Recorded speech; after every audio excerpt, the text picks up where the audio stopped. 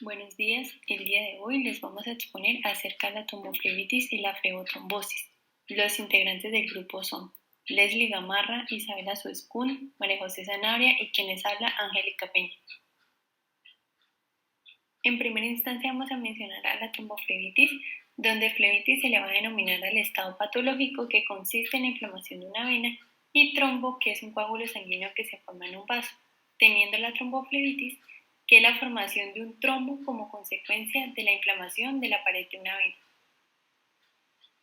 Los factores de riesgo los podemos dividir en dos grupos, en los no modificables y los modificables. En los no modificables encontramos la edad, donde las personas mayores de 60 años están en un mayor riesgo, y los antecedentes familiares.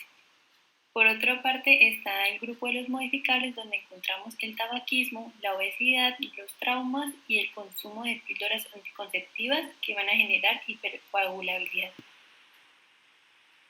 En cuanto a la fisiopatología de la tromboflebitis, tenemos que esta se va a deber con mayor frecuencia a una alteración del retorno venoso, por ejemplo en pacientes inmovilizados, también por una lesión o disfunción endotelial, por ejemplo después de una fractura de pierna, y también por hipercoagulabilidad. Entonces tenemos que esa tromboflebitis se deposita en el sitio de alteración de la vena por el proceso inflamatorio. Generalmente son venas de mayor calibre. Van a haber leucocitos y fibrina en un primer término, además de aquellos elementos que van a intervenir en la coagulación, donde van a formar el trombo que va a quedar adherido a la vena con conexiones muy íntimas debido a procesos fibroblásticos que van a limitar el desprendimiento y que va a tener un color blanco grisáceo. Tenemos que si la vena afectada está cerca de la superficie de la piel, se le conoce como tromboflebitis superficial, y si está en un nivel profundo de un músculo, se le conoce como trombosis venosa profunda. En relación a la clínica, tenemos que se pueden presentar algunos signos y síntomas en la tromboflebitis superficial, como lo son el calor, el dolor ligero y el dolor en la zona afectada, además de enrojecimiento e hinchazón. Mientras que hay algunos síntomas comunes en la trombosis venosa profunda, como lo son la hinchazón, el dolor, la insensibilidad al tacto y el enrojecimiento de la piel. En cuanto al dolor en la tromboflebitis, tenemos que este va a ser muy intenso, espontáneo y generalizado a todo el miembro inferior, sin una localización específica.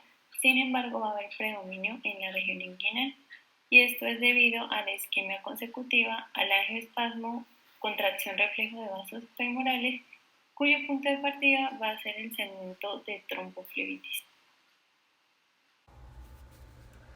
En cuanto al edema que se da en la tromboflebitis, vamos a ver que es un edema localizado porque ocurre en el miembro inferior y es un edema blando.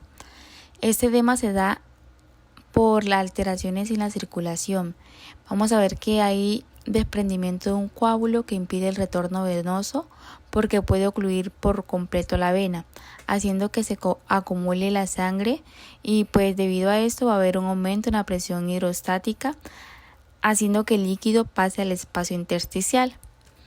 En cuanto a las complicaciones de la tromboflebitis superficial, son poco frecuentes, pero vemos que si el paciente padece una trombosis venosa profunda, hay más riesgo de producir complicaciones más graves, como lo es una embolia pulmonar, donde ocurre un desprendimiento de un coágulo.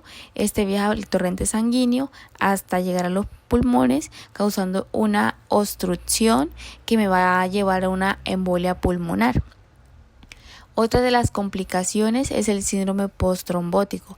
Puede manifestarse meses e incluso años después de haber sufrido trombosis venosa profunda. Las personas con síndrome postrombóticos tienen síntomas como inflamación, dolor, y en los casos más graves van a tener descamación o úlceras en la parte del cuerpo como tal es afectada. En cuanto a la flegmasia cerúlea dolorosa, es una trombosis iliofemoral masiva, provoca una oclusión venosa casi completa. La pierna del paciente va a experimentar isquemia, dolor intenso, cianosis. En cuanto a la fisiopatología, puede caracterizarse por una por un éxtasis completo del flujo sanguíneo venoso y arterial en el miembro inferior debido a la obstrucción del retorno venoso, o puede deberse también a un edema masivo que detiene el flujo sanguíneo arterial, y también puede producir una gangrena venosa. En cuanto al diagnóstico, se realiza por ecografía dúplex. Vamos a ver que se evidencian bloqueos o presencia de coágulos en venas profundas. Es una prueba por imágenes y es un estándar para el diagnóstico de trombosis venosa profunda. Otra prueba que se realiza es una flebografía. Se realiza por medio de contraste. Es una radiografía en que el material de contraste se inyecta en la vena grande del pie o del tobillo para que pues como tal el médico pueda ver las venas profundas de las piernas y la cadera. Es la prueba más precisa para diagnosticar los coágulos presentes en la sangre. Sin embargo, se trata de un procedimiento invasivo. En cuanto al tratamiento, al paciente se le suministra anticoagulantes para prevenir la formación de nuevos coágulos. Usualmente son formulados cuando solo están involucrados las venas profundas. Vamos también que el paciente se le suministran fármacos desinflamatorios para reducir el dolor y la inflamación. Y por último también van a suministrarse trombolíticos para disolver un coágulo existente. En cuanto a la prevención, se le recomienda al paciente realizar movimientos en las piernas regularmente, utilizar ropa suelta, beber abundantes líquidos porque la falta de hidratación y la inmovilidad hacen que la sangre pues pierda fluidez y no circule adecuadamente, lo cual aumenta el riesgo de una trombosis venosa profunda. La segunda patología de la que vamos a hablar es la flebotrombosis. Esta es la formación de un trombo que se da por la consecuencia de algunas alteraciones en la constitución de la sangre sin tener la inflamación de la pared de una vena. Y vamos a ver de que se presenta cuando hay más que todo algunos factores de riesgo, como por ejemplo la inmovilización prolongada, que pues va a generar éstasis sanguínea, o la hipercoagulabilidad sistémica. Entonces, en el caso de la inmovilización prolongada, lo que va a pasar es que el paciente, por estar como en periodos de estancamiento prolongado, por ejemplo, en un posoperatorio o que esté sentado por muchas horas en un vuelo de avión, lo que va a hacer es que se produzca como un tipo de éstasis sanguíneo y no va a permitir que el correcto flujo. En cuanto al segundo factor de riesgo, que es la hipercoagulabilidad sistémica, vamos a ver que se da en pacientes, por ejemplo, con ciertos tipos de adenocarcinoma, ya que pues estas células cancerígenas van como a estimular liberación de ciertos factores de coagulación asociados pues en este caso al tumor. Entonces algunos de estos factores van a ser el factor 8, el factor tisular y algunos procoagulantes como la mucina. También vamos a ver de que esta hipercoagulabilidad sistémica puede conllevar a presentar el signo de Trousseau o una tromboflebitis migratoria. Con respecto a la fisiopatología de la flebotrombosis, tenemos que aclarar primero dos cosas. La primera es que una de las situaciones más importantes que van a llevar a que se presente, pues como les comentaba, va a ser el éstasis del flujo sanguíneo. Y también que la hipercoagulidad extrema pues va a ser un predisponente para esto. Entonces, lo que vamos a ver es que en el sitio donde esté más como pronunciado, donde esté más, por decirlo así, presente el retardo circulatorio, se va a empezar a coagular la sangre. Entonces, en esa parte pues va a empezar ese proceso de coagulación con las características de coagulación total y rápida, iniciada por aglutinación de las plaquetas. También pues de glóbulos rojos, muy escasos leucocitos, fibrina, y pues en sí lo que va a pasar es que van a originar ese trombo que no se va a adherir a la pared de la vena, o sea, va a tener se puede desprender fácilmente y va a ser de color rojo. Entonces pues van a haber ocasiones en las que este trombo sea blanco y se formaría uno rojo, lo que va a originar un trombo mixto, que pues es el que vemos blanco en la cabeza y rojo en la cola. Con respecto a la morfología de este tipo de lesiones, vamos a ver que En la mayoría de veces van a ser oclusivas y el trombo suele adaptarse a la luz del vaso sin pegarse a las paredes de este. También pues que van a presentar alto contenido de eritrocitos y bajo contenido de plaquetas. Entonces es por eso que como que vamos a conocerlo como un trombo rojo o un trombo de éxtasis.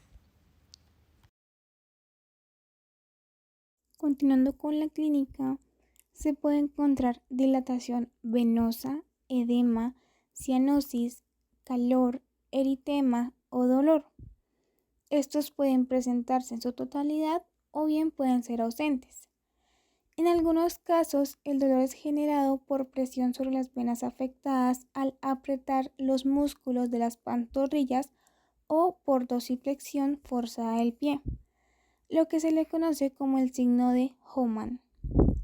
Es importante decir que estos hallazgos son escasamente fiables y su ausencia no descarta el diagnóstico de la flebotrombosis. Voy a ahondar un poquito más acerca del dolor y el edema.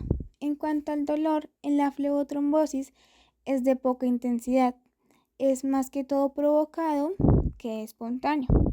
Este se va a localizar subjetivamente en la planta del pie, la pantorrilla y la ingle, sobre todo en las épocas ya tardías, ya que en el principio casi no hay un dolor. Este es ocasionado in situ por el coágulo intravenoso que comprime la pared de la vena.